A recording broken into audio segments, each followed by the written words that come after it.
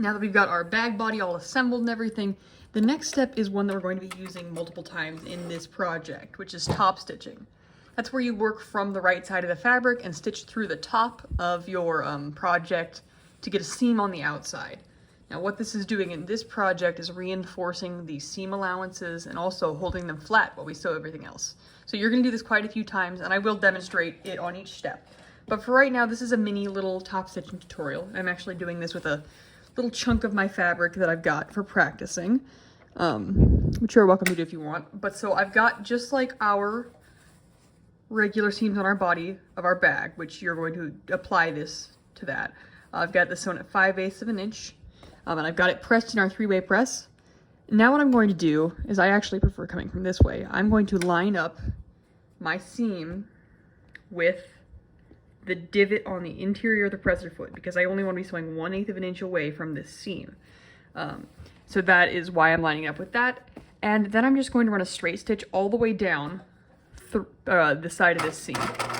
And the most important part of this is that you want to keep it as straight as you can relative to the seam line.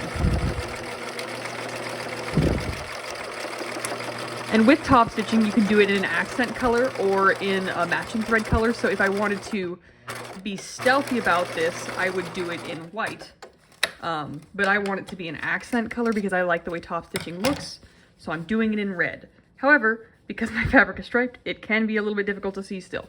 But if you flip it over, it's right there. You can see the line of top stitching. So it's running 1/8 of an inch away from my seam line. So once I've done that on one of the sides, I'm going to flip it and do it on the other side.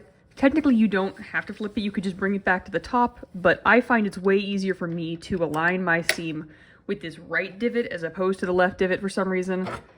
And so I tend to favor that one. So for this step in your project, I want you to do this on all of the seams of the body of your bag. So you've got 4 seams attaching the back, front, and sides together. And one of those seams, or 2 of those seams, will have pockets on them. So you're going to be doing a total of 8 top stitching seams, 1 on each side of every regular seam, to sort of sandwich them. And with the pocket one, you just got to be careful going over the top of the flap and everything so it stays flat, but you're just doing the exact same thing as this in this wonderful little top stitching tutorial.